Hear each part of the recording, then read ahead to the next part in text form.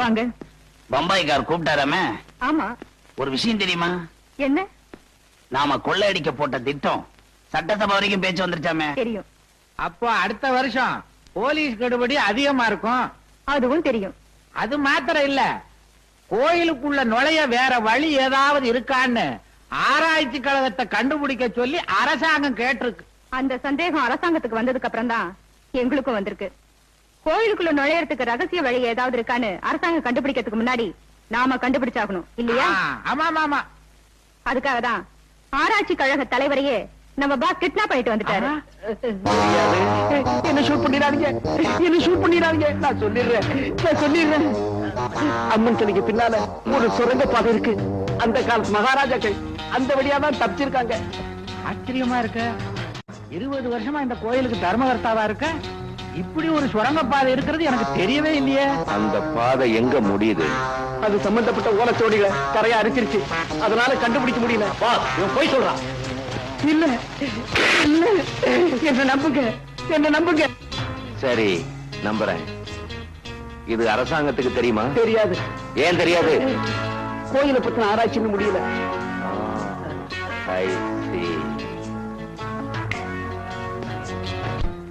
அந்த ஆராய்ச்சி கழக தலைவர் பைக்ல போகும்போது பிரேக் ஃபெயிலியர் ஆகி பாறையில மோதி இருக்கு. அந்த போர்ஸ்ல டேங்க் வெடிச்சு ஃபயர் ஆனதுனால அவரை யாராலையும் காப்பாற்ற முடியல சார். ஊர் பஞ்சாயத்துல என்ன முடிவு பண்ணிருக்காங்க? அவர் விபத்துல செத்ததா தான் முடிவு பண்ணிருக்காங்க. எஸ்கியூஸ் மீ சார், அவர் விபத்துல சாகல, திட்டம் போட்டு கொலை செஞ்சிருக்காங்க. எதை வச்சு சொல்றீங்க மிஸ்டர் சங்கர்? எந்த கோயில்ல நகைகளை கொள்ளையடிக்க முயற்சி நடந்ததோ அந்த கோயிலை பத்தின ஓலைச்சுவடிகளை ஆராய்ச்சி பண்ண அந்த ஆராய்ச்சியாளர்கிட்ட ஒப்படைச்சிருக்காங்க. அந்த ஓலைச்சுவடிகள் அவர் வீட்லயும் இல்ல, ஆபீஸ்லயும் இல்ல. சோ அந்த கொள்ளை கூட்டத்துக்கும் அந்த ஆராய்ச்சி கழக தலைவர் சாவுக்கும் நிச்சயமா சம்பந்தம் இருக்கு. அப்படின்னா இதை ரஞ்சித் குரூப் தான் செஞ்சிருப்பாங்கன்னு சொல்றீங்களா? ஆமா சார், இந்த மாதிரி பிரெயினி ஆபரேஷன்ஸ் எல்லாம் அவன் தான் பண்ணிட்டு இருக்கான். அவனை இனிமேல சும்மா விட்டு வைக்க கூடாது. மிஸ்டர் சங்கர், அந்த கேங்க கையும் களவுமா பிடிக்கிற வரைக்கும் நாம அவசரப்படக்கூடாது. Because he is very influenced. நானும் கேள்விப்பட்டிருக்கேன். இருந்தாலும் நான் அவனை விட போறதில்லை. இனிமே நம்ம கண்ணு அவன் பேர்ல. என்ன தர்மகர்த்தா, நம்ம லெவலுக்குள்ள ஆட்டம் இது இல்ல. அதுக்கு என்ன செய்யணுங்கிறீங்க? பசங்க விசில் அடிக்கிற மாதிரி ஆடணும். ஓ, டப்பாங்குத்தா ஆடிடுவோம்.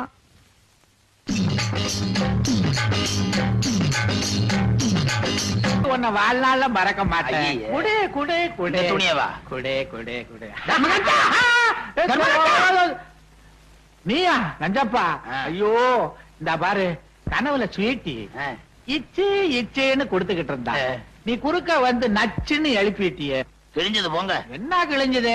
இப்படியே இருந்தீங்க, அந்த பம்பாய்க்கார உங்க கையில ஒரு பாட்டில் விஸ்கியும் ஒரு அறநிர்வாண பொண்ணையும் கொடுத்து கோயில் சொத்தெல்லாம் அடிச்சுட்டு போயிடுவான். அட போய், அவனுக்கு எப்பவுமே சந்தேகம்.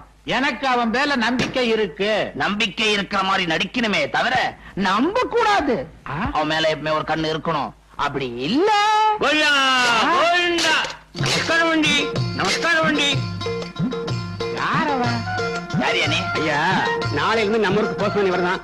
நான் வெளியூருக்கு மாத்தி போறேன். இந்த ஊர் பெரிய மனுஷங்களை எல்லாம் அறிமுகப்படுத்த சொன்னாரு நாயுடு. இவர் தான் இந்த ஊர் கோயில் தர்மகர்த்தா, பெரிய மனுஷன். இவரு இந்த ஊர் பெரிய பண்ணையோட மச்சான். வாக உண்ணுண்டி, வாக உண்ணுண்டி. என்ன உண்டி? 7 ஆடு வீட்டுக்கு நான் நைனா, 7 மலையானுக்கு கோயிண்டா கோயிண்டா. டொனேஷன் கலெக்ட் பண்றியா? நல்ல விஷயம்தான். திருப்பதியில வட்ட கொட்டவாளா பெற்ற பொண்ணுக்கு. ஆமா, பொண்ணுக்கு என்ன வயசு? 15. ஐயோ ஐயோ, அட பாவி. தர்மகர்த்தா, 7 பொண்ணை பெத்தவையா, சமயத்துக்கு நமக்கு உதவும் இல்ல. தலை பூரா நர பொண்ணு லோலோன்னு அலையுறியே. நான் மாத்திரமா அலையிறேன். டொனேஷன் ஏண்டி? 2 15 வயசு பொண்ணுக்கெல்லாம் மொட்டை அடிக்காத, அசிங்கமா இருக்கும். இந்தா 100 ரூபாய் வச்சுக்கோ. உண்டி பணையா? பெரிய விடு. சாலா தேங்க்ஸ் அண்டி. உன் தங்கையோட கணவன் உயிரோட இருந்து அவன் வேற ஒருத்தர் வருமுன்னா அதுதான் தப்பு. அவதான் செத்து போயிட்டானே, மறுகல்யாணம் பண்ணிக்கிறது என்ன தப்பு? சம்பிரதாயம்னு ஒண்ணு இருக்குங்களா? மனித உரிமைக்கு ஏதோ எந்த சம்பிரதாயம் இருந்தாலும் அதை தூக்கி குப்பையில போடு. ஜாம் ஜாம்னு அவனுக்கு 2வது கல்யாணம் பண்ணி வைப்போ. வலையண்டி வலையண்டி வலையண்டி. உங்கள மாதிரி மூட நம்பிக்கை கொட்டைய மனுஷி உண்டையத்தான் நிமிர்ந்து நிற்க முடி లేకపోతే படுத்துக்கொண்டி. யாரு நாளையில இருந்து இவரா நம்ம ஊருக்கு போஸ்ட்மேன். நான் மாத்தலாகி வெளியூர் போறேன். தலைவரையா பாக்கணும்னு சொன்னாரு. அதனாலதான். అవునండి అవునండి నాకు 7 కొడుకులు ఉండండి. 8வது குழந்தை வயிற்றுல ఉండండి. నా వయసులో లేదండి, భార్య వయసులో. అందరూ పడికండి. పరీక్షకి పణం కట్ట పణం లేదండి. గాంధీ గారు, బాబీ గారు, కామరాజ్ గారు అందరూ చెప్పినారు குழந்தைகளை பிச்சை எடுக்காது படிக்க పెట్టింది. వేయండి. అవునండి అవునండి వేయండి. நான் உண்டியல்ல பணம் வைய மாட்டேன்டி. உங்க பிள்ளைங்க எங்க படிக்கிறாங்கன்னு செப்பண்டி, நம்ம கணக்கு பிள்ளை அனுப்பிச்சு பணம் கொடுக்கறேன்டி. మంచిదండి. వచ్చిన పని ఆగిపోయిందండి. వెళ్ళొస్తాను. பெரியவரே தூக்க முடியல நம்பி. தலுங்க, நான் தூக்குறேன். அட வாங்க.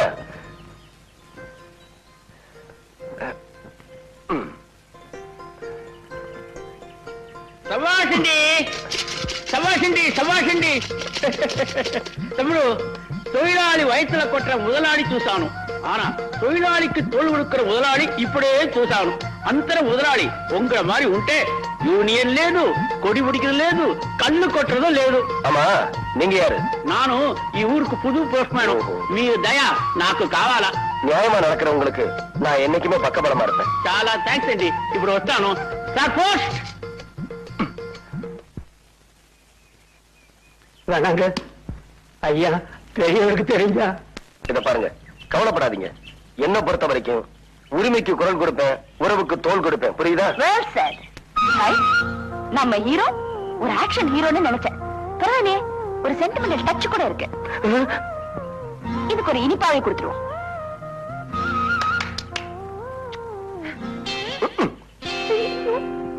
அண்ணே அண்ணே ஓடியாங்க. என்ன என்னது? அண்ணே அண்ணே ஓடியாங்க. அந்த பொண்ணு போதுனே, அந்த பொண்ணு. எந்த பொண்ணு? அட, அன்னைக்கு பறக்கிற முத்தம் கொடுத்துச்சுல, அதே பொண்ணு தானே. எங்க, அங்க எங்க? பாருங்க, அந்த நடந்து போயிட்டு இருக்கு, சிகப்பு ட்ரெஸ் போட்டுக்கிட்டு. ஆமா, அதே பொண்ணு தானே. நல்லா பாருங்க.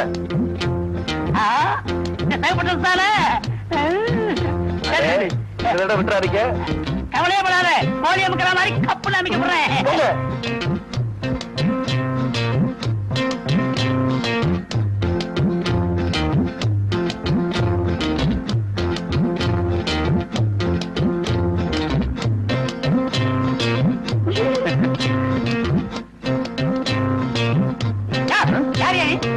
என் வீட்டு வாசல்ல இருந்து என்னைய யாருன்னு கேக்குறியா?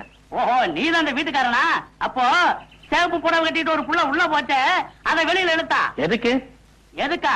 எவ்வளவு தைரியம் இருந்தா எங்க பெரிய பொண்ணையோட பிள்ளைக்கு பறக்கிற முத்தம் கொடுத்திருப்பா. என்னையா சொல்ற?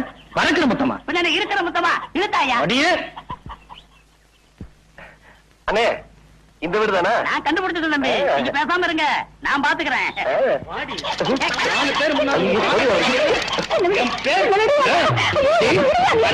நான் இருக்கிறேன். இன்னொருத்தர் பறக்கிற முத்தம்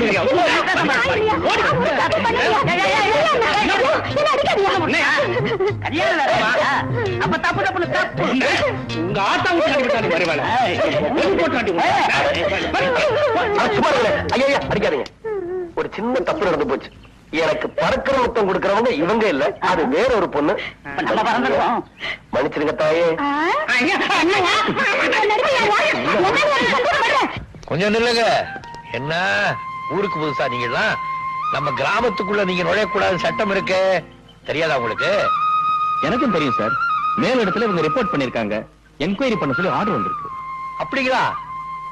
அடடே, என்னமா தங்கச்சி, நீ நம்ம ஊர் பள்ளிக்கூடத்துக்கு புதுசா வந்திருக்கிற வாத்தியார மாதிரில? ஆமாங்க. அம்மா, உனக்கு ஏதாவது தவறு நடந்ததுன்னா பஞ்சாயத்துல சொல்லணும். அவங்க சரியா தீர்ப்பு சொல்லலைன்னா அதுக்கப்புறம் போலீஸ் ஸ்டேஷன் போகணும். நீ நேரா போலீஸ் ஸ்டேஷனுக்கே போயிட்டியம்மா. மன்னிச்சுக்கங்க சார், இந்த அளவுக்கு இங்க கட்டுப்பாடு இருக்குன்னு எனக்கு தெரியாது சார். நான் கேஸ வாபஸ் வாங்கிக்கிறேன். உங்க மாதிரி ஊருக்கு ஒருத்தர் இருந்தா எங்களுக்கும் வேலை இல்ல, கோர்ட்டுக்கும் வேலை இல்ல. சட்டத்துல உள்ள ஓட்டைகளை பதவியில இருக்கிறவன் பணத்தை கொடுத்து அடைச்சிட்டு தப்பிச்சு விடுவாங்கிறதுக்காக தான் எங்க ஊர்ல இப்படி ஒரு ஏற்பாட்டை பண்ணிருக்கோம். வரேன் சார். ஸ்டேஷனுக்கு வந்து கம்ப்ளைண்ட வாபஸ் வாங்கிக்கோங்கம்மா. கமான். என்ன மாதிரி இருந்தது என்கிட்ட சொல்லு. இந்த ஊர் பெரிய பண்ணையோட சின்ன மச்சான் கொஞ்ச நாளா என் பின்னாடியே சுத்திக்கிட்டு இருந்தா. அப்படியா? ஆமாங்க. அத நான் பெருசுப்படுத்த விரும்பல. நேத்து நான் தனியா போய்கிட்டு இருக்கிறப்போ கைய பிடிச்சு எடுத்துட்டேன். கண்ணையா, என்னங்க போடி பெஞ்சிய கும்பலம் பொறுக்கி. சின்னமாமா, என்ன மாப்பிள இந்த நிஜார இன்னும் தூக்கி வச்சிருந்தா சிஞ்சிருசுக்கு நடமாட இடத்துல கொஞ்சம் செக்ஸியா இருந்திருக்கும். போங்க மாப்பிள. டேய் மூக்கையா, என்னடா இங்க நிக்கிற? தலைவர் தான் நிக்க வச்சுட்டாரு. யாரா அந்த தலைவன்? எனக்கு தெரியாத தலைவன். என்னுடைய தம்பியை இங்க நிக்க வைக்கிறதுக்கு எவ்வளவு தைரியம் இருக்கணும். நீ இறங்குடா கீழே. வேண்டாண்ணா வேண்டாண்ணா, பயமா இருக்கு. ப்பு! இந்த ஊர் பெரிய பண்ணை பெரிய மச்சான் சொல்றேன்டா, இறங்குடா கீழே. எலாய் இறங்குன படுவா செருப்பு பிஞ்சு போயிடும், ஜாக்கிரதை. அதிகாரமோ செல்வாக்கோ இருக்குங்கிற தைரியத்துல யாராவது இந்த பாண்டியம் போட்ட கட்டளையை மீறினீங்க, குறவளைய கடிச்சு துப்பி போடுவோம் பாடுவான். பொழுது போற வரைக்கும் நீ பெஞ்சு மேலே நிக்கணும். எலாய் அவன் இறங்குனான்னு எனக்கு சொல்லி அனுப்புங்க. பாண்டியா, உன் அதிகாரத்தை ஒரு தலைவரிச்சு ஆடுது. நீ யாரோட மோதிரம்னு ஒரு நிமிஷம் சிந்திச்சிருந்தனா. மாமா, என்னடா அவர் போய் ரொம்ப நேரமாச்சு. மாப்ள, உன் சொந்த தாய் மாவன அந்த ஆளு அவமானப்படுத்துறாரு, நீ அந்த ஆளுக்கு சப்போர்ட் பண்றியே. அவர் யாரையும் கேவலப்படுத்தல, தப்பு செஞ்சவங்களை தண்டிச்சிருக்காரு. இதுவே இவன் உன் தம்பியா இருந்தா இப்படி நீ சொல்லிருப்பியா? ஆமா, என் தாயார் தான் இப்படிதான் சொல்லியிருப்பேன். இதுக்கு அந்த ஆளு எவ்வளவு தேவை போல இருக்கு. டே என்னடா இது?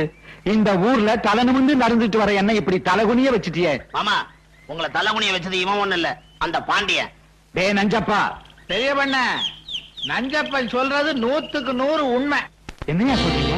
எங்க மறுபடியும் நீங்க பிரசிடண்டா வந்துருவீங்களோன்னு பயந்துதான் இந்த நிர்வாண திட்டத்தையே தீட்டி இருக்காரு பாண்டியன். யோ தர்மகர்த்தா, எனக்கு அவன் மேல பகை இருக்கலாம், ஆனா அவன் நியாயத்தை மீறி நடக்கிறான்னு சொன்னா அதை நான் நம்ப தயாரா இல்ல. பாத்தீங்களா, வெளுத்தெல்லாம் பால்னு நம்புறாரு எங்க மாமா.